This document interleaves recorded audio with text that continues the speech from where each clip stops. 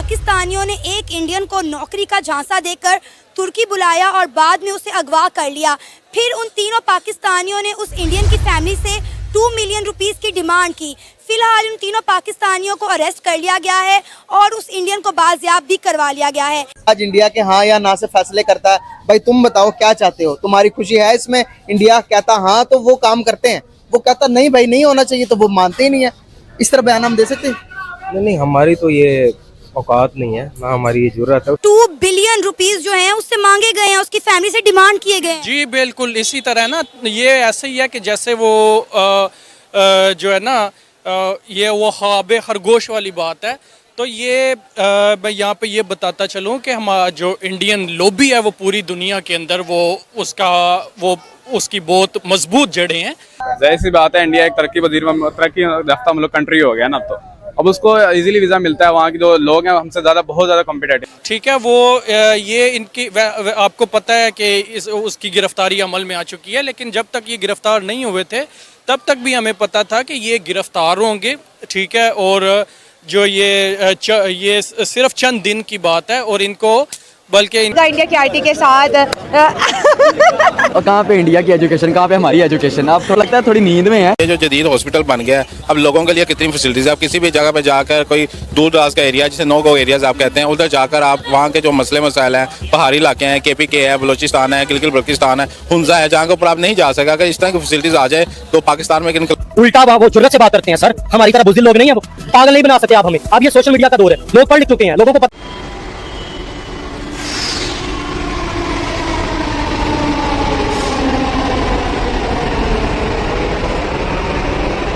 हाँ ना, क्या करेगा? कितने बच्चे आप? 18।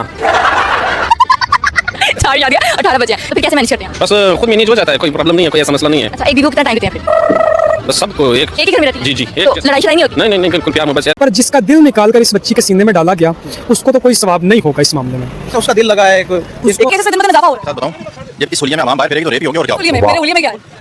मैं क्या जब सुलिया में आएंगी, शर्ट पहनी होगी, टाइट पहनी होगी। मैंने स्कर्ट पहनी। आपको एक मुसलमान मर्द दुपट्टा उड़ाने लगा था भरे बाजार में, देखा था ना आपने कहा भी कि अरे भाई तुम्हारा इस्लाम दुपट्टे से शुरू हो गया, दुपट्टे पे क्यों खत्म होने लगता है? और यही बात मैं भारत में बोलती हूँ कि साजिद रशीदी साहब यहाँ मत देखो, यहाँ देखो, यहाँ देखो कि नाजिया का दिमाग कितना तेज चलता है, मेरी शक्ल देखो। तो का झांसा देकर उसको तुर्की में बुलवाया और वहाँ पे उसको अगवा कर लिया और उसके ऊपर बदतरीन तशद्दुद की भी जो मीडिया रिपोर्ट्स हैं।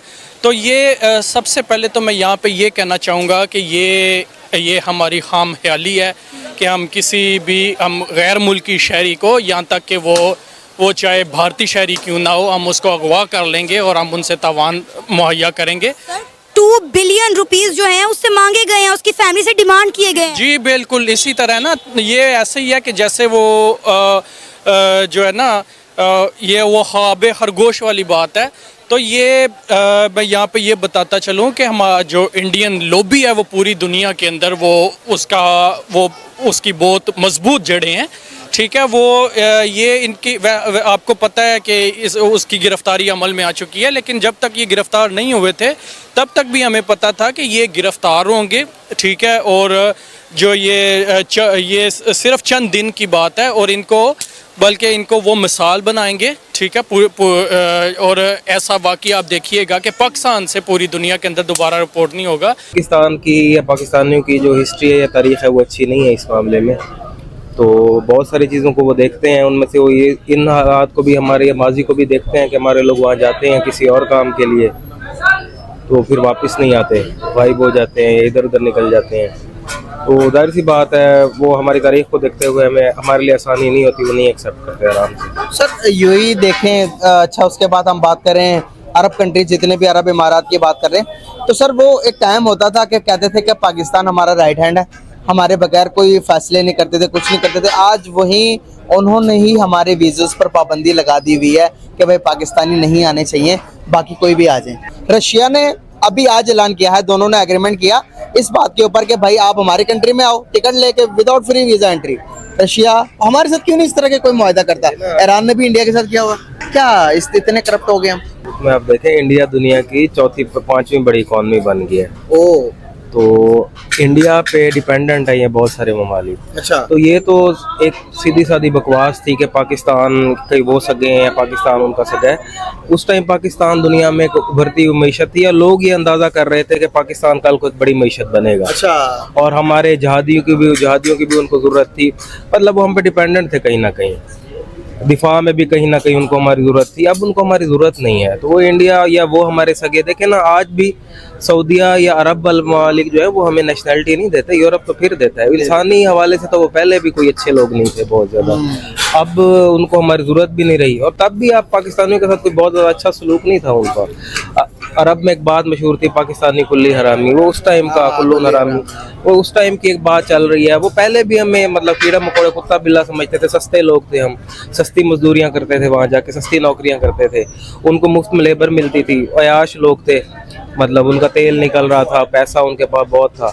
आहिस्ता आहिस्ता तेल ख़त्म हो रहा है, पैसा ख़त्म हो रहा है, वो सियाहत की तरफ दूसरी चीज़ों की तरफ जा रहे हैं, इसलिए वो थोड़ी सी स्मार्ट पॉलिसी बना रहे हैं। ऐसे ममालिक के साथ वो अपनी पॉलिसियाँ बेहतर कर रहे हैं जिनसे उनको कुछ मिलता भी है बदले। दुनिया आज इंडिया के हाँ या ना से फैसले करता है।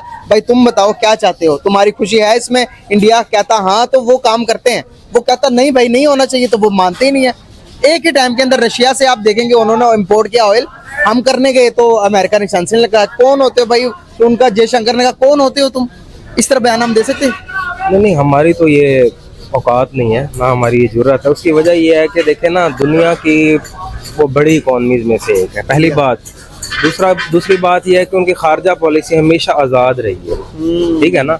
हमारी खारजा पॉलिसी कभी आज़ाद नहीं रही। उनको रेस्क्यू करने के लिए रशिया मौजूद था, हर दौर में उनका सगा था। हमें रेस्क्यू करने के लिए अमेरिका एक दौर तक मौजूद था, लेकिन अमेरिका को नजर आ गया कि उसकी इन्वेस्टमेंट ज़ाया हो रही है। तो सर आप ये देखें